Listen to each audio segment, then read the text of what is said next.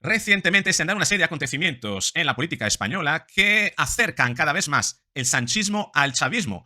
E investigando he encontrado 5 puntos importantes de unión, de parecido razonable entre el sanchismo y el chavismo que quiero compartirte precisamente en este vídeo. Así que acompáñame porque verás cómo el sanchismo está prácticamente calcando la agenda chavista paso a paso, una agenda de 5 puntos que inicia con la ocultación barra falsificación, sigue con la división a través de la acusación, pasa por la corrupción a través de la colonización de elementos, instituciones del Estado, se sirve de la distracción a través del nepotismo y culmina con la represión. Sí, acompáñame en este vídeo porque vas a ver los 5 puntos que el sanchismo está copiando del chavismo. Venga, vamos con el vídeo.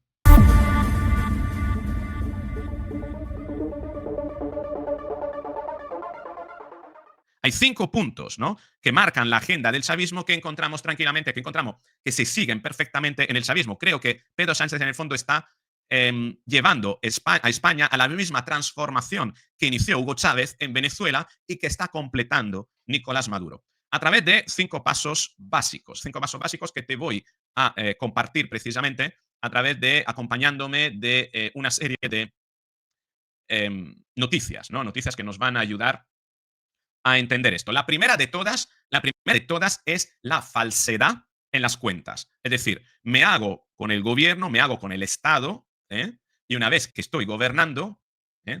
Hago lo que me da la gana y busco los subterfugios para controlar la cuenta, para desviar partidas, para hacer lo que quiera y elimino los controles o busco subterfugios para eludir los controles presupuestarios, bypassear, es decir, eludiendo el control del Congreso, de las Cortes, el control, la fiscalización.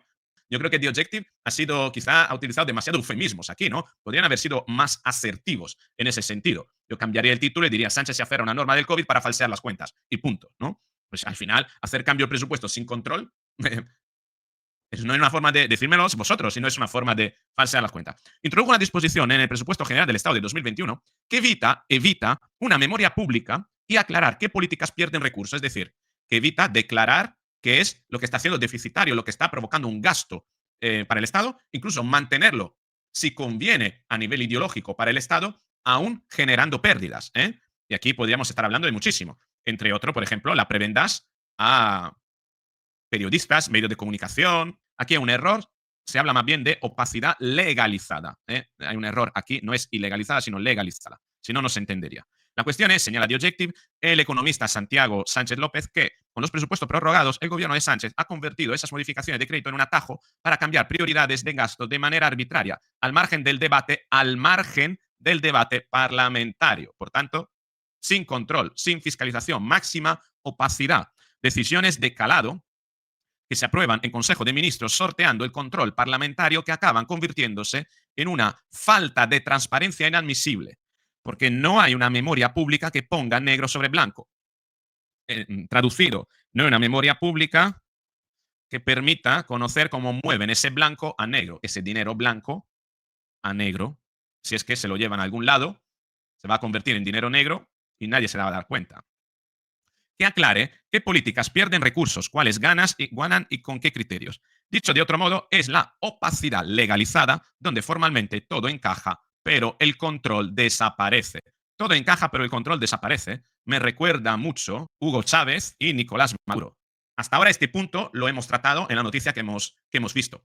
Hay un segundo punto que utiliza, que comparten el sanchismo y el chavismo, y es precisamente la creación de división social, enfrentar a una parte de la sociedad contra la otra para que la gente esté despistada, enfrentándose entre sí, y no unida en controlar a quien está haciendo esos movimientos presupuestarios. ¿Os suena todo esto? Básicamente, esto se hace a través de la creación de división y acusación. Es decir, crea una división social señalando a una parte de la población y acusándola de algo.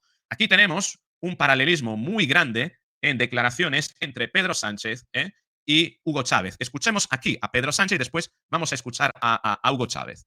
Fijaos aquí qué es lo que dijo hace una semana Pedro Sánchez.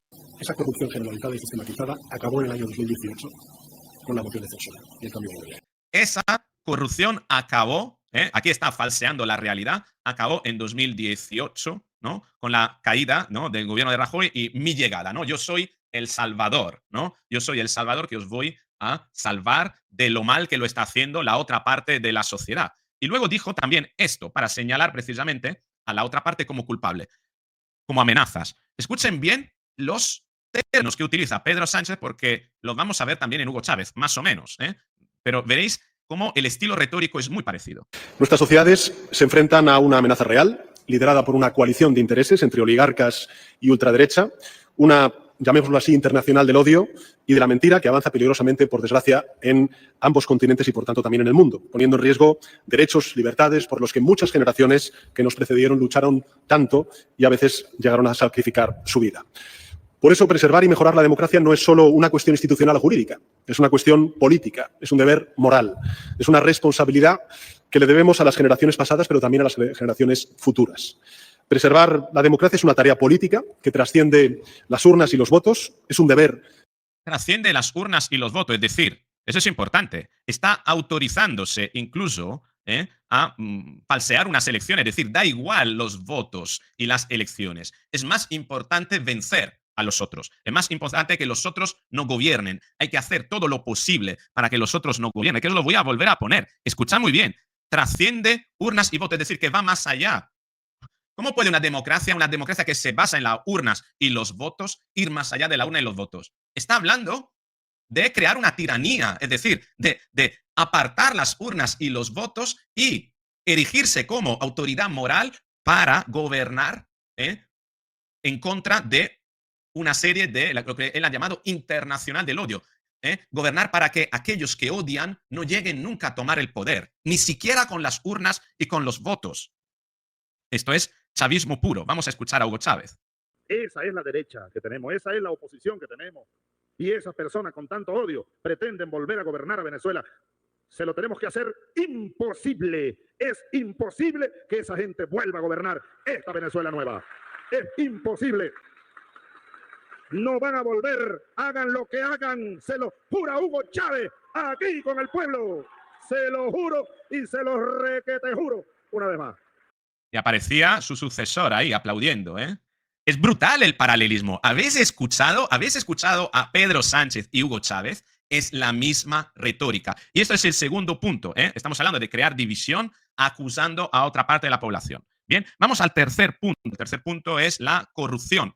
¿Cómo usan el sanchismo y el chavismo la corrupción a través de la colonización de las instituciones públicas, ¿eh? Todo compañero, se apellide como se apellido, si comparece en un juicio oral será expulsado. Esto es lo que decía Pedro Sánchez, pero ayer a su fiscal general del Estado le protegía diciendo esto. El Consejo de Ministros en la rueda de prensa ha manifestado la posición. Nosotros respaldamos la acción del fiscal general del Estado, creemos en su inocencia y, por tanto, cuenta con el aval y el apoyo del Gobierno de España. Cuentan, ¿no? Creen en su inocencia. Un fiscal general del Estado que todos dicen que debe dimitir. Aquí lo dice Onda Cero, debe dimitir el fiscal general del Estado. Un abogado penalista lo explica, tiene obligación moral. No, es que no solo tiene obligación moral y procedimental. La obligación moral tiene que ver con que la máxima autoridad que tiene que perseguir el crimen, el delito, acaba en un banquillo imputada por un presunto delito, por ser presuntamente el delincuente que él debería estar persiguiendo. Es decir, un conflicto de moral importantísimo que esto debe llevar a la dimisión. Pero también un conflicto procedimental. ¿En qué consiste el conflicto procedimental? En el hecho que, escuchad bien esta parte, el fiscal se va a sentar en un banquillo, en un procedimiento judicial, en el que hay una parte acusadora que persigue el delito, que es la fiscalía, que depende funcionalmente de él, del imputado. Es decir, estamos ante lo absurdo, ¿no?, de una situación kafkiana en la que el imputado que se sienta en el banquillo es jefe del fiscal que debe contribuir a perseguir el delito que presuntamente ha cometido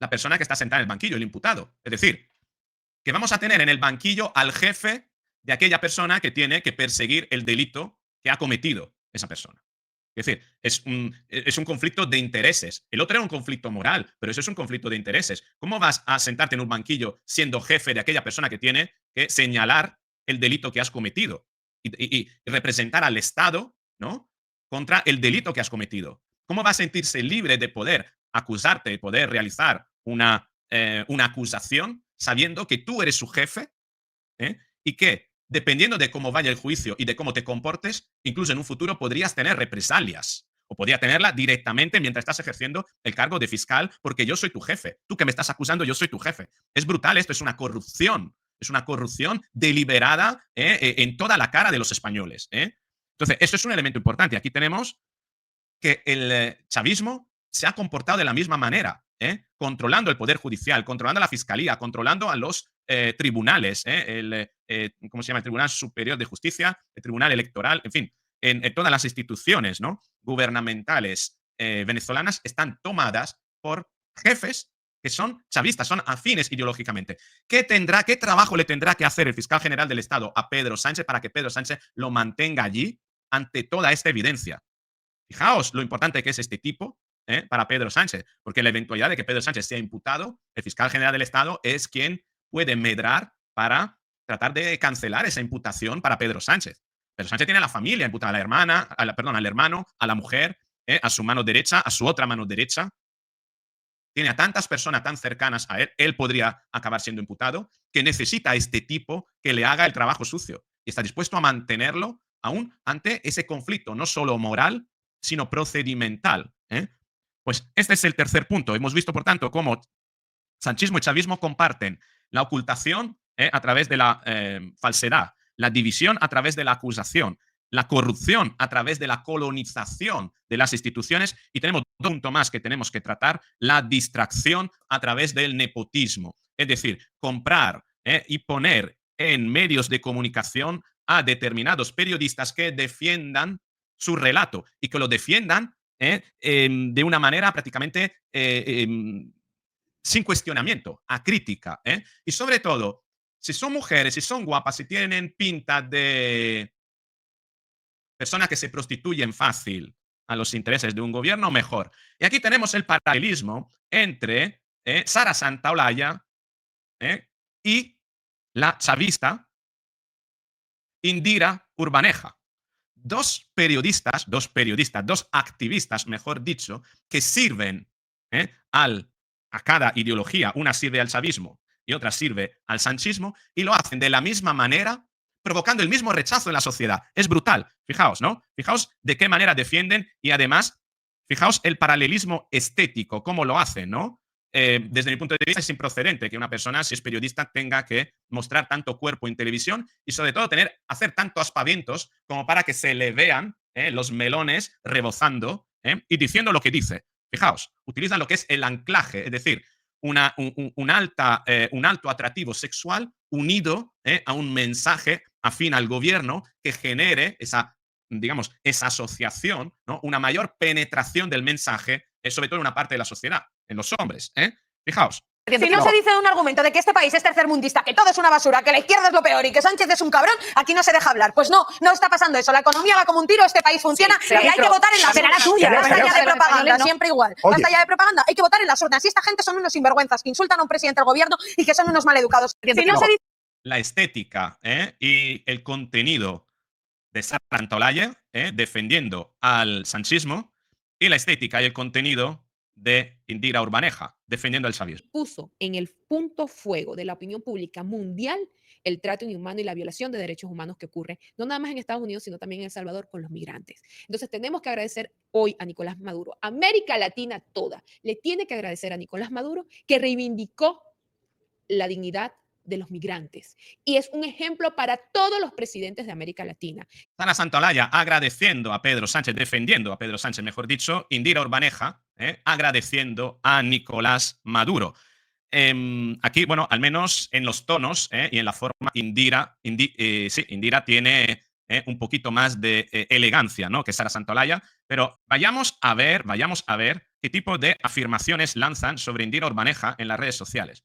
Indira Urbaneja, alias Cachete de Nalga, es una plaga. Le gusta amenazar a periodistas por informar la verdad. Es una prostituta comunicacional es de las primeras que debe caer por ser anti-venezolana. Pues así como se refieren a Indira Urbaneja, que son términos con los que de la misma manera se refieren a Sara Santaolalla, Beltrán Endongo. Ya no saben qué hacer con la muñeca hinchable de Ruiz Noticias. Fijaos cómo antes la llamaban analista política y ahora la llaman activista. Pues básicamente son activistas, aquí lo tenemos también, David Santos diciendo, ya hemos conseguido que le pongan el rótulo que se merece, ni abogada, ni jurista, ni analista política. Activista. Esto es lo que tenemos, ¿no? También en este sentido, sanchismo y chavismo comparten personajes, son como guiones que extienden su agenda utilizando mismos patrones de personajes, ¿no? Que puedan tener un cierto atractivo para lanzar un determinado mensaje. Y finalmente vamos a la represión. Conocemos muy bien la represión venezolana, pero vamos a ver también en qué consiste la represión sanchista. La represión sanchista básicamente en dos líneas. Represión a la prensa y a los periodistas díscolos, si podemos decir, en fin, como podrían llamarlos, ¿no? Incómodos. Y también represión a las manifestaciones. Ahora veremos el tema de la manifestación en la última noticia, que es noticia de hoy de gobierno.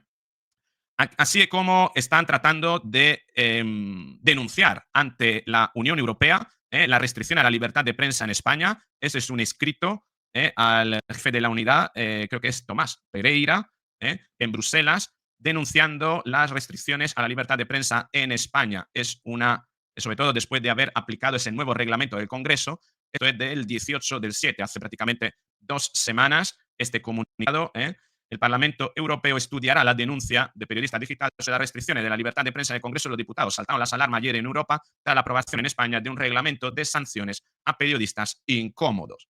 Pero ojo con la última noticia que comparte nuestro colaborador, Guillermo Rocafort. Dice, acaban de adquirir 24.000 botes lacrimógenos para los próximos 12 meses.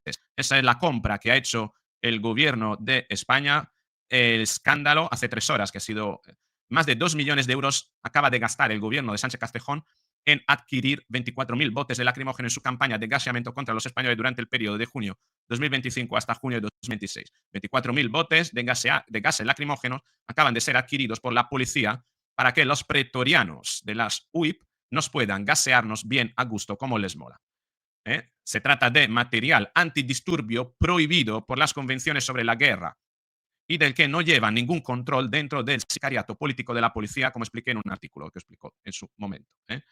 Mi respeto para los buenos policías, que son la mayoría, pero no para la cúpula política de la Fuerza y Cuerpos Generales de Fuerza y Cuerpo de Seguridad del Estado, que solo buscan medrar a costa de reprimir a españoles. Esta es la noticia, que es lo que dicen aquí. La justicia abre diligencias contra el delegado del Gobierno de Madrid, Fernando Martín, por el uso de gases lacrimógenos durante las manifestaciones de protesta en Ferraz. Lo hace a raíz de una denuncia interpuesta por la Asociación Reivindicativa de la Memoria Histórica Raíces. Carmen Calvo.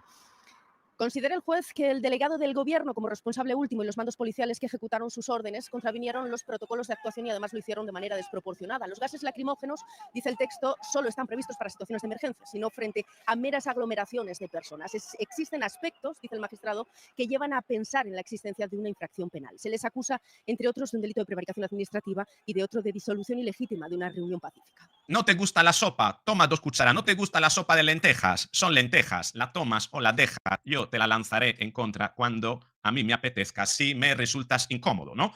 Así es como comparten agenda sanchismo y chavismo. Estas son las noticias de hoy. María, José, en fin, toda la persona que me habéis acompañado, muchas gracias por estar aquí a esta hora. Nos veremos con más información, más análisis, más que informaciones, más análisis a lo largo del día y más vídeos.